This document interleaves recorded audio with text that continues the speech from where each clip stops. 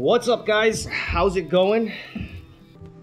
Phil here, and I'm sitting down to have some lunch, and I thought it'd be a cool opportunity to talk about my favorite dish in the entire world. It's Kalbi. Now, I want to tell you a little bit about Kalbi. In Hawaii, Kalbi is huge. They serve it everywhere, and everybody's got their own take on it, their own recipe. But I'm biased, and I'm definitely partial to our recipe. Like, I go to Hawaii and I love our Kalbi. Not to say that there's not good Kalbi in Hawaii. The Kalbi in Hawaii is awesome, and I love the variety and how it's cut differently, and there's different marinades. But I truly love Tiki Terrace's Kalbi short ribs. So Kalbi is actually a beef short rib, and you'll hear a couple different words out there, different terminology. There's galbi and there's Kalbi. And Korean short rib in particular is just so huge in Hawaii. Galbi is actually the Korean word, which just means rib, honestly. And so in 18th century Korea, which is like a total Wayne's World moment, like Miliwake. But no, in 18th century Korea, they were not allowed to produce beef. And so these manufacturing plants they weren't allowed to slaughter beef, they weren't allowed to kill cows. But the king at the time was like building this castle, and so he needed his workers sustained. So he gave like this temporary okay, or he kind of gave the pass to kind of like, start producing beef. And so what they did was they took the rib and they sliced it, sliced it vertically. So if you picture your rib right here, it's actually cut like this. And so here you have, well, I could show you right here, you have this. Yum! So they cut it that way. It's usually cut about a 1/2 inch thick. I like ours cut thinner. We cut ours at about a 1/4 inch because it just absorbs the marinade and it cuts down the cook time, and it's just better.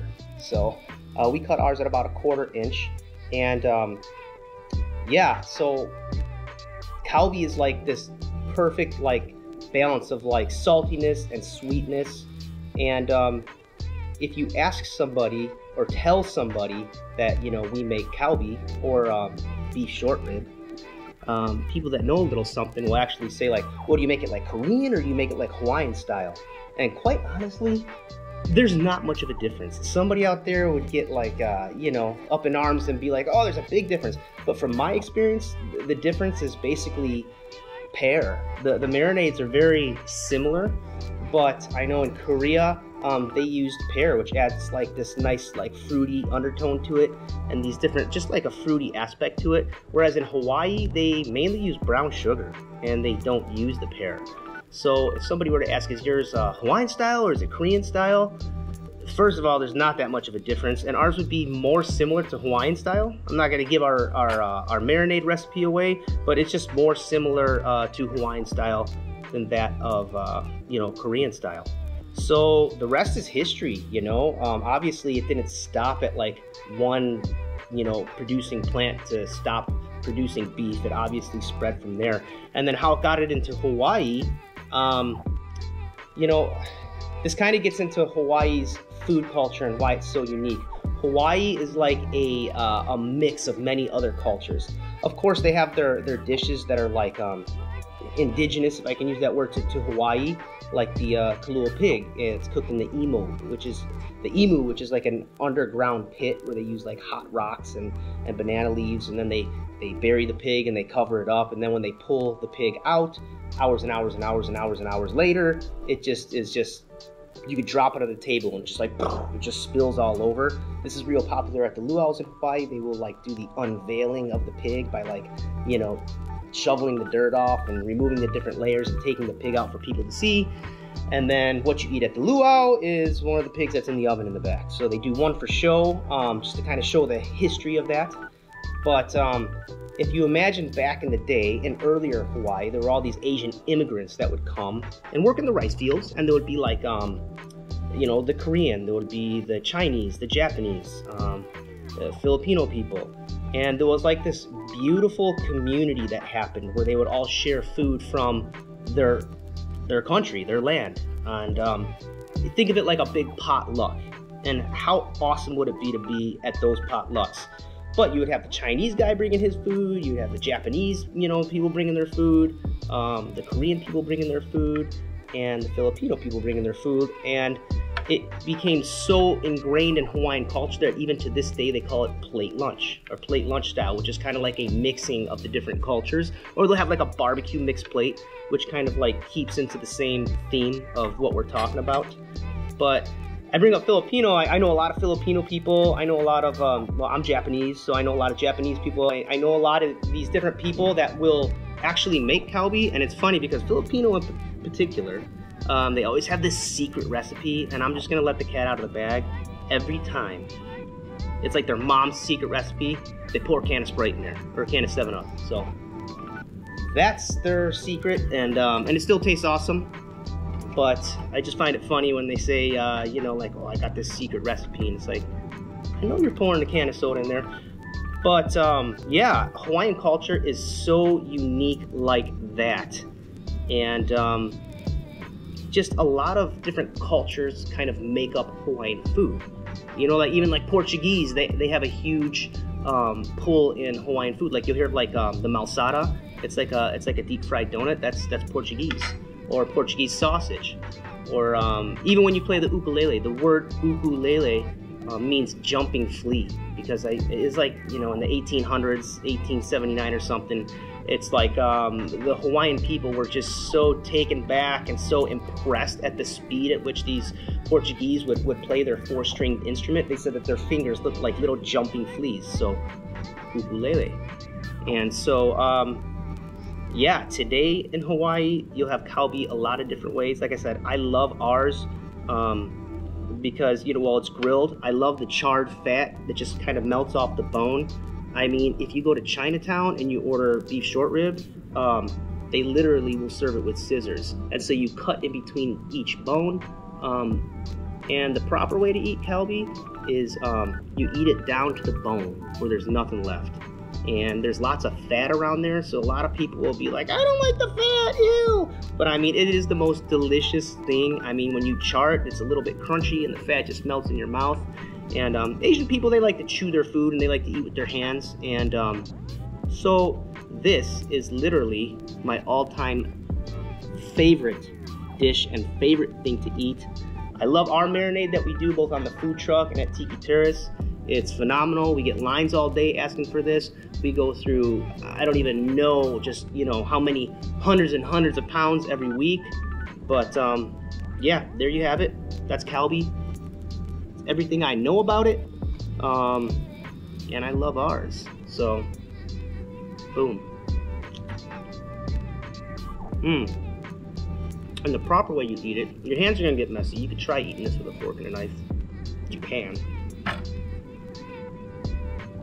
That's what it looks like right there. And we serve this at festivals and stuff on the truck, and I think it's perfect because you can walk around and just eat a piece.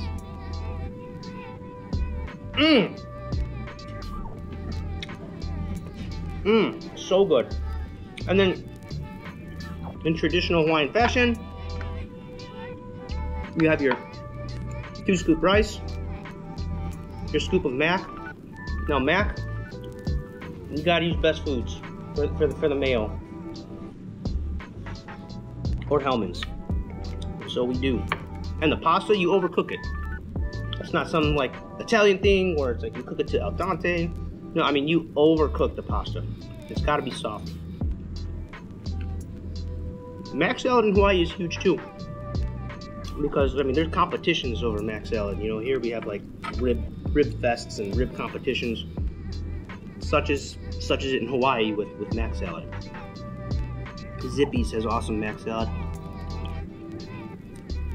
And what I like doing is I like using our garlic shoyu sauce. And boom, we pour that right over the rice.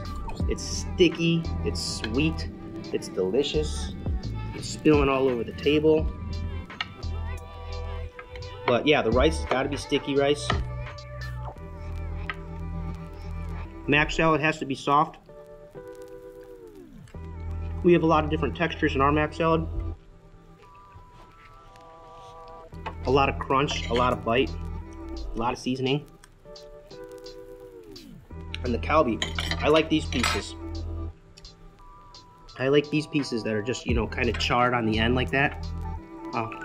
And I'll take a bite or two. I pop it right off the bone.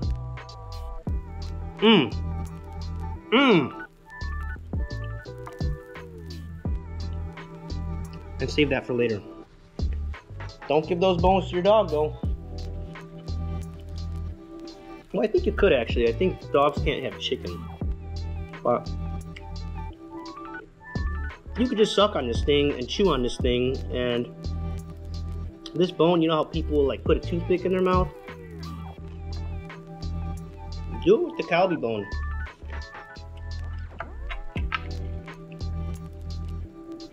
In between each couple bites, gotta take that rice.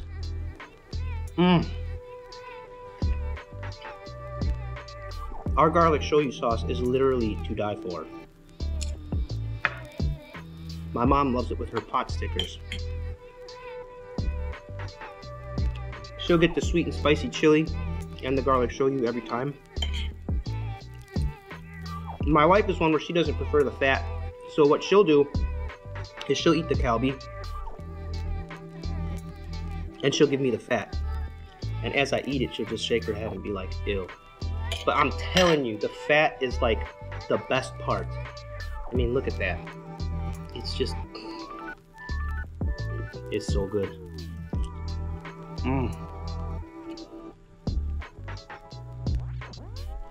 I'm gonna destroy this plate.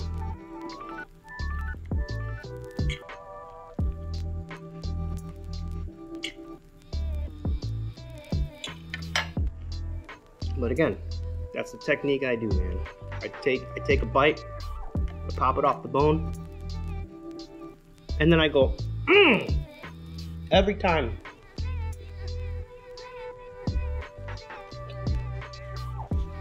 Thank goodness that king or emperor in Korea or whatever, he had the smarts to know, hey, if I want this castle built, I gotta sustain my workers. And then it was brought to Hawaii. Now, here it is.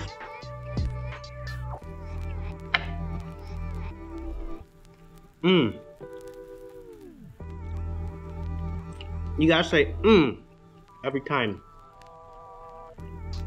That's part of the experience. But you know, when we plate this stuff, we'll decorate it up and we put flowers on there and stuff like that. It's good if you put furikake all over it.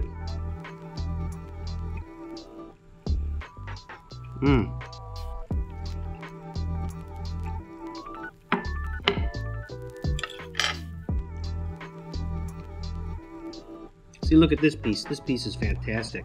See all that fat on there? Oh gosh. Spilling all over.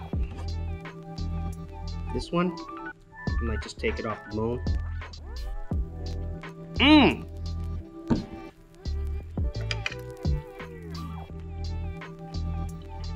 That's why I'm spilling, because I'm tilting the plate to show you. And that garlic shoyu sauce right there, it's dripping all over.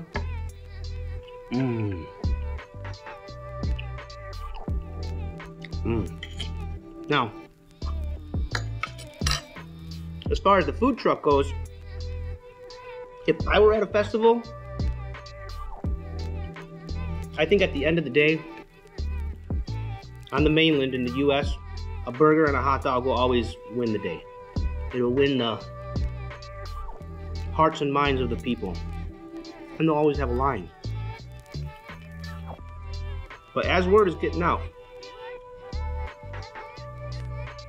there's not a second's hesitation that I wouldn't want to walk around with a bunch of these pieces with the rice and the mac and walk around and just get a beer and just eat this. I think that this is perfect festival food. Perfect food truck food. I mean, this is where it's at right here.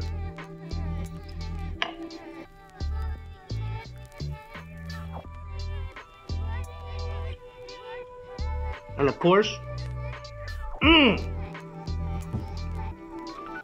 so good.